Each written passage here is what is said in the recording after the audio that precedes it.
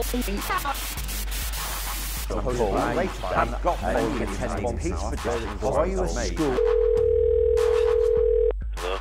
everyone, this is Doug Melia and I'm your host for the Same Kit Different Day podcast, and today I've got with me Jordan Wylie. Jordan, how are you? Very good, thank you. How's it going, Doug? Yeah, good, not bad at all. Which end of the country you're in today? I am in sunny Hampshire, down in the southwest of England. Oh, excellent. Everywhere's sunny today. I'm at home, so St Anne's not so far from your hometown. Yeah, back up in Blackpool. Yeah, that's my real home, back up in Lancashire. Back in Stanley Park. Yeah, exactly. So, obviously we've been friends for a long time, and I wonder if you could just tell our listeners about how we first met and sort of what our first involvement was. Yeah, no problem at all. So, yeah, I think for me, I joined the army at a very young age, at 16, and then I had sort of 4 or 5 years in the army, and then I left for a short period. In that time, I was looking for sort of new opportunities, and I came across your business, and you had obviously an excellent reputation around the country for delivering different types of training, ranging from conflict management to control and restraint, close protection, the martial arts, and so it was really interesting for me because it gave me a different insight into certainly how we manage risk. And normally as a soldier, when you think of risk, you think of the physical aspects of maybe holding a weapon and firing a gun, whereas actually, what I learned from working with you in your side of the business were actually, it sort of reshaped my thinking, because it taught me that actually good security, good risk management is actually done with your head, not necessarily with force as such. So, that's how we met. And I obviously spent a couple of years working with, spent probably about a year working with you, and then decided that I was going to rejoin back to the army. I remember that. I remember the day you said it. Yeah. So what made you go back in, apart from working for me? Yeah. Apart from working for you for a year, which sent me over the edge. No, it was for me. I think when you've been in the military system, I think, and then you come out of it, one thing you lose is that sense of sort of belonging and pride and purpose. Yeah. I think from going from somebody who's wearing the Queen's uniform, wearing your medals, polishing your boots, and I think a lot of soldiers, you take that for granted when you're doing it, and you see it sometimes, if I dare say, a bit of an inconvenience and a bit of a pain in the backside sometimes. But actually, when you lose that, you really miss it, and it's the old saying of you don't know what you've got till it's gone, I guess. Yeah, exactly. And going from being in uniform to being in a tracksuit some days, working in schools with kids, it's a massive contrast, isn't it? It is a massive contrast, but also, it taught me lots of different things. And actually, even though I went back to the army and then did another short career there of 5 years, actually working, and not so much working, but working with or volunteering and helping children and young people is something that is really important to me right now today. And that probably started when I was working with you, and you worked with a lot of sort of disadvantaged children, people who were maybe easily led off the rails and needed that sort of nudge onto the straight and narrow. And so actually it's gone full circle, because although I'm working with children, it's in a different context, but it's certainly those skills that I learned working with people like yourself are invaluable in understanding young people and how they think and how they work. Yeah, people are people wherever they are, aren't they? So one of the things I wanted to talk to you about was the charity that you're involved in. You're building a school, is that right?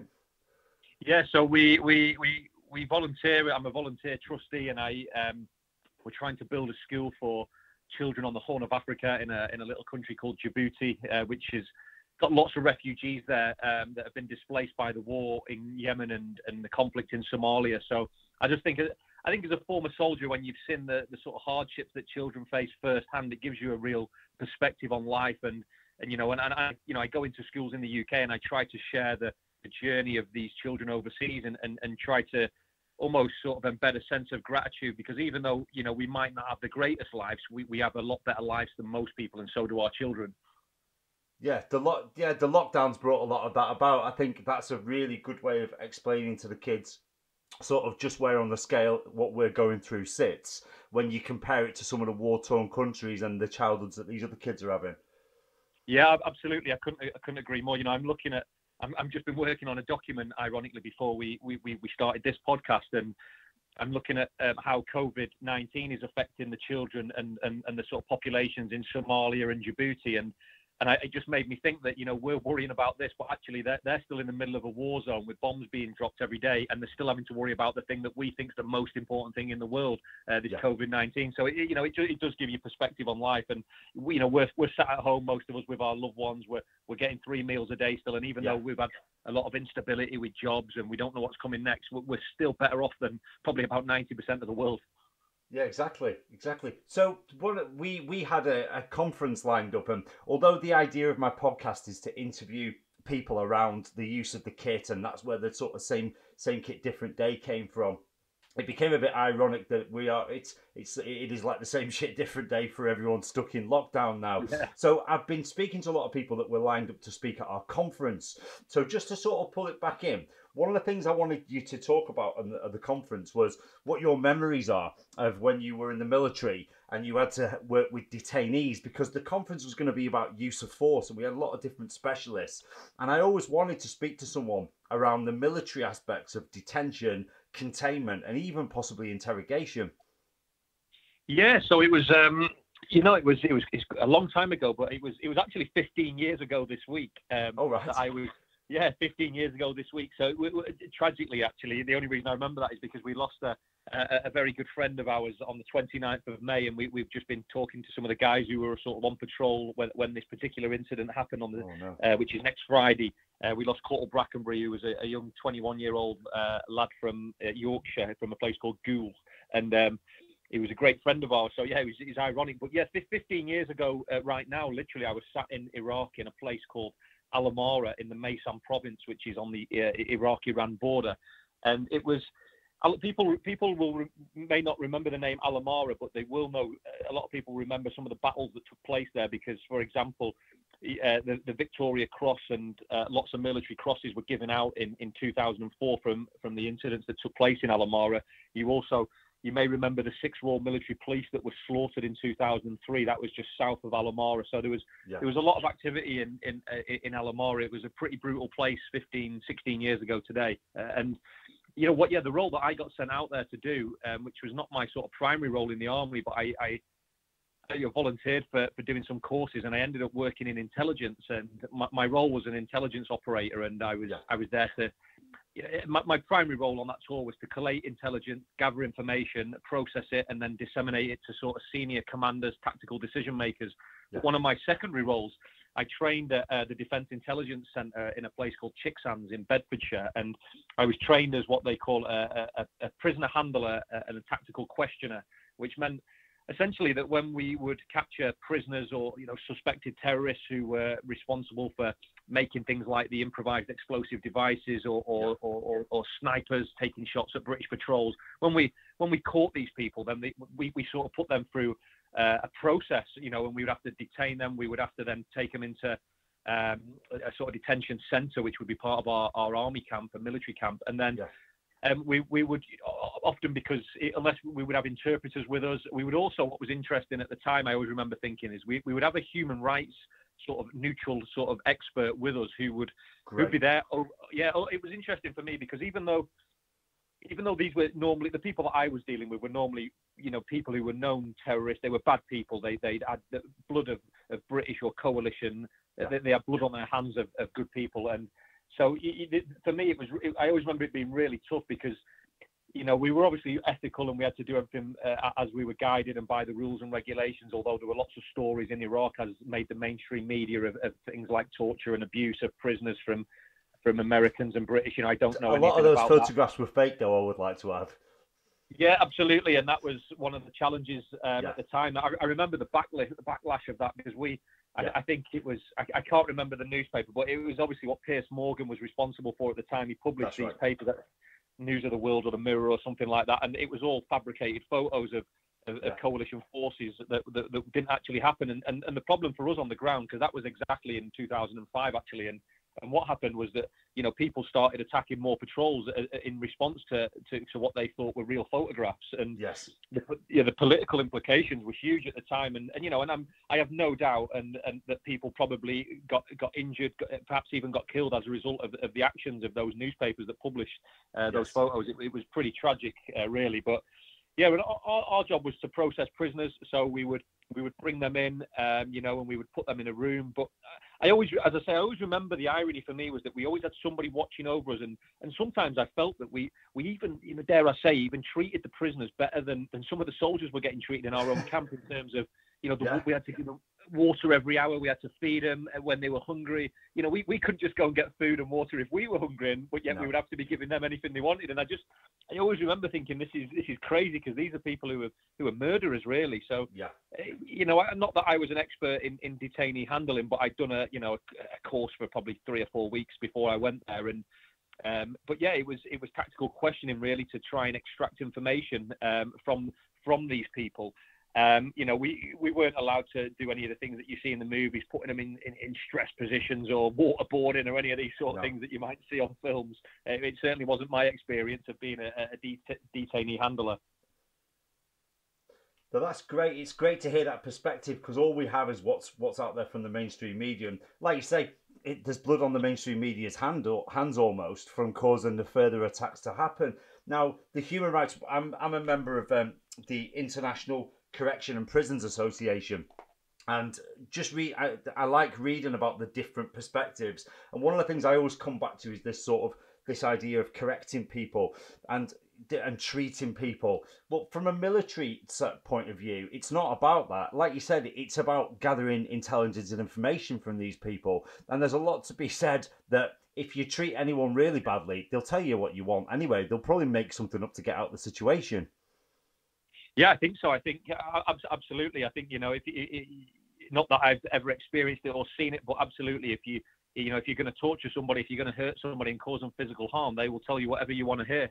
I have no doubt. You know, there is a huge psychological aspect in it, and I think my more recent experience of, although it's not dealing with prisoners as such, but certainly in terms of tactical questioning or interrogation in its lightest form, would be working on the Channel 4 show Hunted, where we go and speak to, you know, we go and speak to a fugitive's family member, and for example, we might pull on the old psychological levers and say, okay, if you're not going to tell us, then we'll start searching your house and pulling up your floorboards, and all of a sudden they'll tell us because they don't want that to happen. You know, so there is a massive psychological aspect into any form of questioning, and not just in a prisoner context, but even in a job interview. You know, whatever it might be, the psychology is a huge part of that, I think.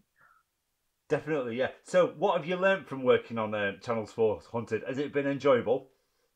It's been great fun. What have I learned? I would say that one of the interesting things I've learned, or probably the comical things I've learned, is that if you dig hard enough into someone's life, everyone's got a skeleton that they don't want you to find. I can believe in that. I can definitely believe in that.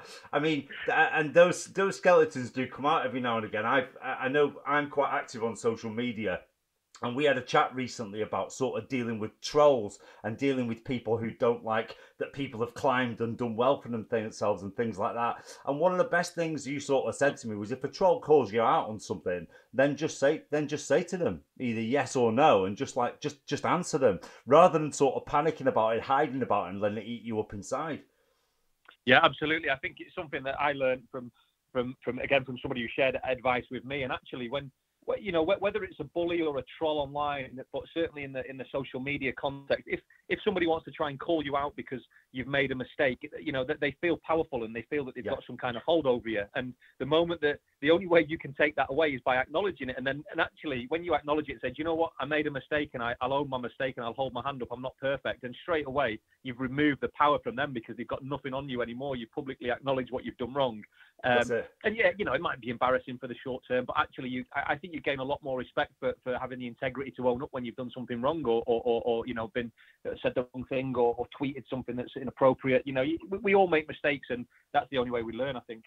Yeah, and to try and put it from that social world into the real world, because like the people that like you are walking past giving you the thumbs up, or the people that are laughing your jokes are doing the crying faces. Well, like, if somebody pointed at you in the street and called you out for something, you'd have a chat with them, and you'd say, "Oh, sorry you feel like that. Yeah, that was what happened, or that was," and it'd go away. But when translate that into two people sat behind a keyboard, you don't know who it is, you don't know how many of them there are, and it does give you that fear. And I think if people can try and put it right, if this was real life, what would I do? I think it might be easier to deal with. Yeah, I think so. But I guess at the same time, I think you wouldn't even have these problems because they're normally these bullies, these trolls they're faceless, they're cowards. That is the only power they have to sit behind a keyboard and you know, and in reality, I've always been quite affected by even the sort of one or two negative comments where a lot of people can just bat it off, water off a duck's back. So I'm the same, mate. Yeah, I go through my feedback forms. If I get a 9, I'm phoning them up. Yes, I'm the same, and I think it's because you try and have the highest of standards in everything you do. You know, I think we're the same in that you whatever you do, you want to be the best at. You believe in striving for excellence, and so it's quite disheartening and quite tough when you get things wrong. But it is the only way you learn. If you do everything right all the time, you know, you don't really get anything from that ultimately. No. So how was it? Your last expedition was cut a bit short, and you had to modify it and sort of do a COVID-19 version.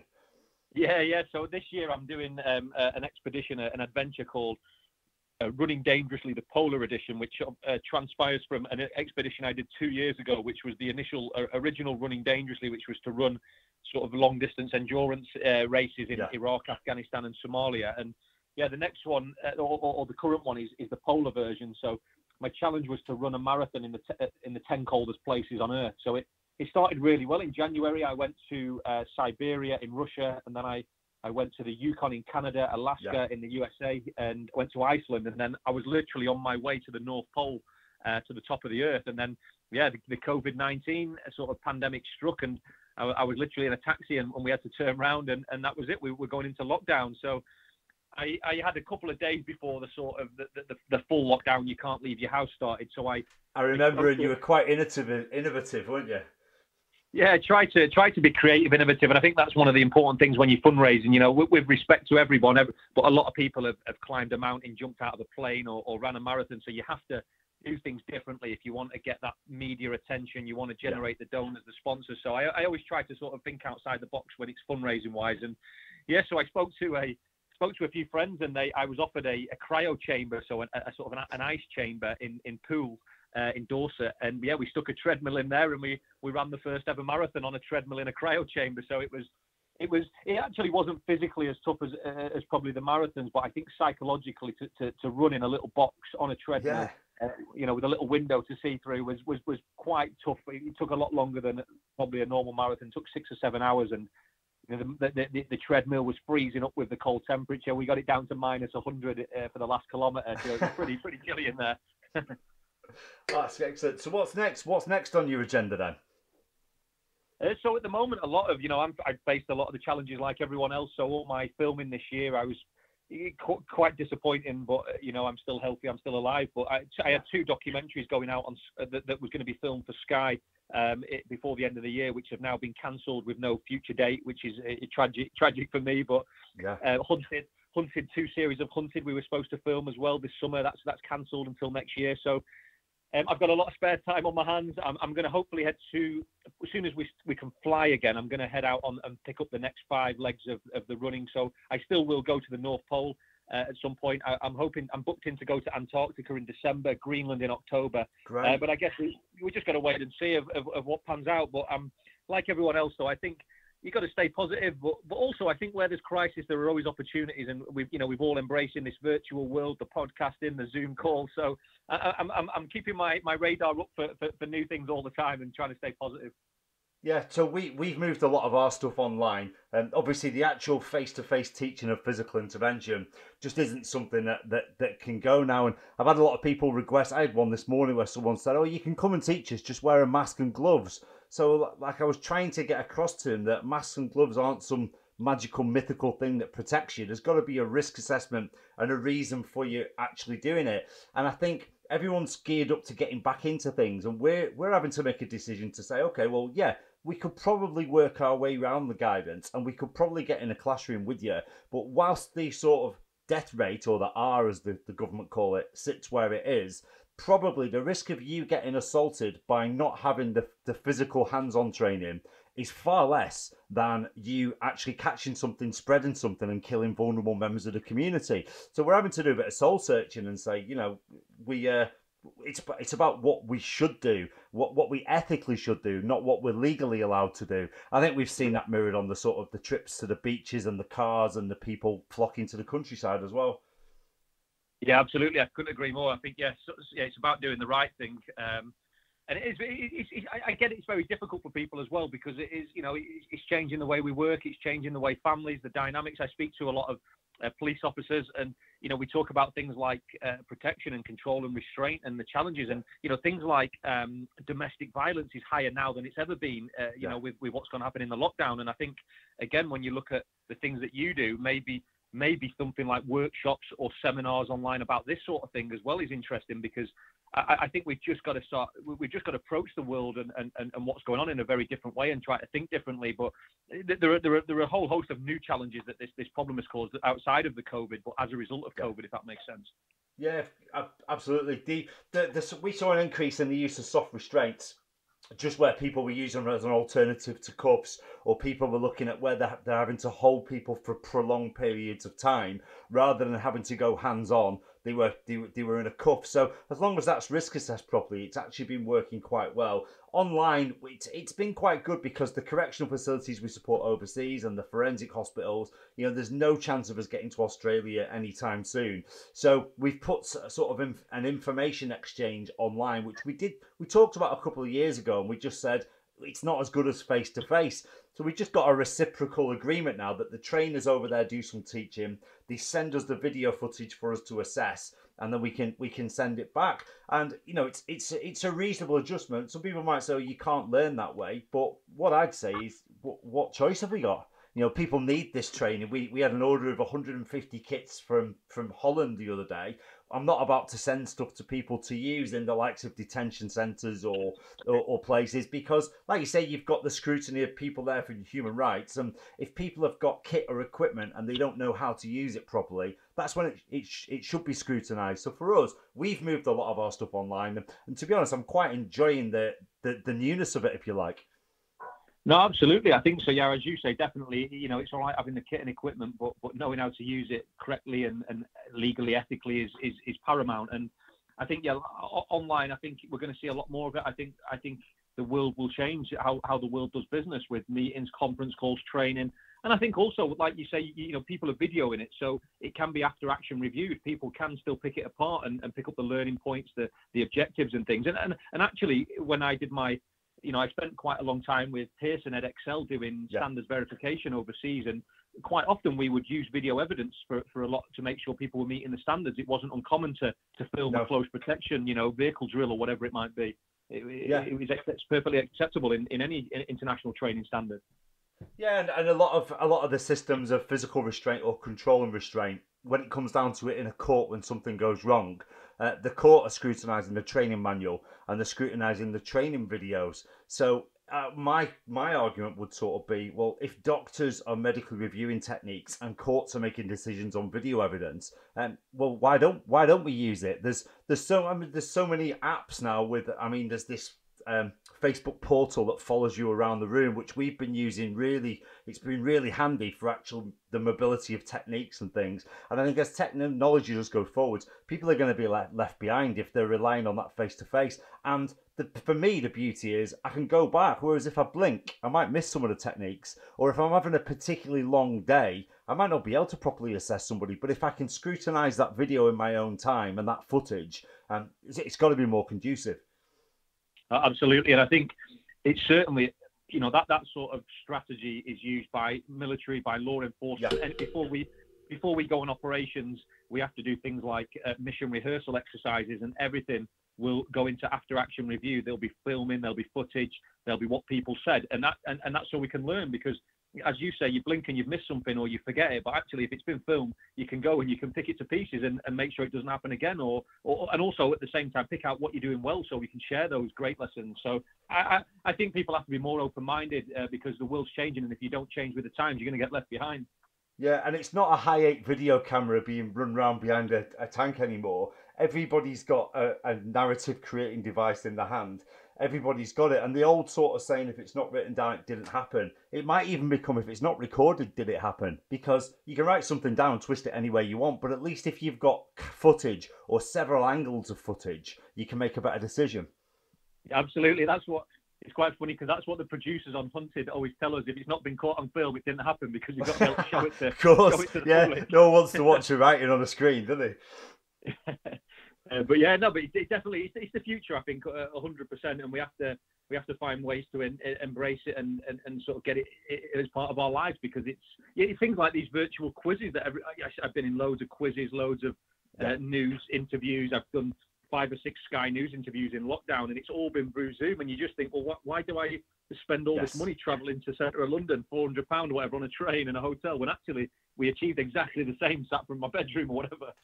There's got to be questions asked about that. There's got to be questions about the sheer waste of money for the meetings about meetings we're forced to attend. Definitely. I think people who work in sort of loss prevention now will be looking at budgets and things. The amount of meetings that all of us have flown to in places like, Dubai, Paris, New York, and actually we could have done everything via a Zoom call. It's incredible, really. We probably wouldn't be having the problems with jobs and the economy now if we'd have saved that money. Yeah, exactly. So I'm relatively new to the maritime sector. My sort of experience was in security, but not at sea. So I sort of got thrown in by picking up a couple of contracts doing training for ship security officers. So I had to go down and jump into a swimming pool and go into this burning house in Liverpool and put breathing apparatus on. It was doing my STCW. It was good. It was fun. It was really out of my comfort zone, if you like. So I've seen a different angle now of working on ships, and I've had to sort of adjust my knowledge and my expertise around that to try and keep learning to see how their laws differ and things like that. How was your experience of maritime? Did you have any experience with having to keep people detained whilst you were on vessels? Yeah, so there was, I spent about 5 years working at sea after I left the army as a maritime security sort of advisor, consultant, if you like. And although mainly I was sort of dealing with piracy threat, but there was incidents where we would sort of in a counter-terrorist role. So we would be searching people. If people caused any problems while we were in cargo operations, we might have to detain them, put them in a room, and sort of. But again, it was pretty much the same principles because we were all ex-military, so we only knew what we knew, sort of thing. But there was without mentioning any company names. Yeah. I'd not been trained in that before I went on that ship. Even though I was expected to deal with any problems, I'd had no specific training except for what I knew as what was right. Welcome to private security. Experience. Say again, sorry. I said, welcome to private security. Get on the ground, no training. Exactly. It's depending on where you work in the world and in what role. As you say, it's a bit like in Indians in some parts of the industry, but also at the same time, I like you, I've worked for some great companies who take security risk management and all the things that should come with it very seriously as well. But it's like any industry, you get the good guys and the bad guys, I guess. Yeah, and if anything's in its infancy, because I loved your first book, Citadel, and like it was in its infancy then. It had not kicked off. They were just drafting in people that they thought had the requisite skill sets, and you sort of pretty much jumped in at the deep end, didn't you? Yeah, it was when I entered the industry in 2009. It was, I have no qualms in saying it was a bit like the Wild West, and I would get phone calls saying, I can remember making phone calls to say, what do I do with these arms, these weapons? Is somebody going to collect them? I'm going to store them in an armory, and then the person who owned the security company would say, no, just dump them over the side in the Red Sea. We're not paying for them to go in country, and you look, and the captain's looking at you going, are you for real? Are you serious? And I don't know what the right and wrong is. Who am I to? So there's these sorts of incidents that were quite common, and it wasn't unheard of. And then, you'd get on a ship and you were told that the guys you were working with were ex-Royal Marines or paras, but actually he was a guy who worked on the doors in Blackpool or something. It was a paint and decorator in his 9-to-5 job, and it was the Wild West, but it was a new industry. It was something that was growing. We saw that sort of gold rush effect of. We needed more people than we could. The demand was the supply couldn't keep up with the demand, and that was always going to happen. But over time, over the years that came, lots of rules, regulations came, and it became regulated, and things improved. And it's a very different industry, sort of 10 years on than it was then. And I'm pleased to say it's a lot safer and a lot better. Yeah, I found that from primarily the cruise sector we've been involved with. And I was initially contracted to do a day. Can you do a day's training that includes batons, cups, and I sort of pointed out that you need to have a training needs analysis. We need to have a job specification. There's a lot of legal stuff in here that comes before we get to actually putting the training in. And we found a lot of it. We sort of do a checkpoint escalatory procedure training before we do anything to try and make sure that people are treating passengers correctly. They're getting them lined up so they're in the shade. They're not hungry. They're not getting searched sort of at the dock, on the ship, and then when they go to shore as well. So it really has evolved, and I've enjoyed sort of being a part of it as it's moved forward. So regards the military, did you see any changes in the prisoner handler role from when you started to sort of present day? I think I was somebody who, I wasn't a specialist in it. I was somebody who was trained in it as part of my secondary role. And there are people like the Royal Military Police who deal with prisoners and detainees every day on operations. And but I think anything to do with the military law enforcement is constantly evolving. And I think one thing that the military and the security forces are really good at is continually analysing what works and what doesn't work. And normally, because they're a government, they're a public sector force, they'll be held accountable for anything that goes wrong.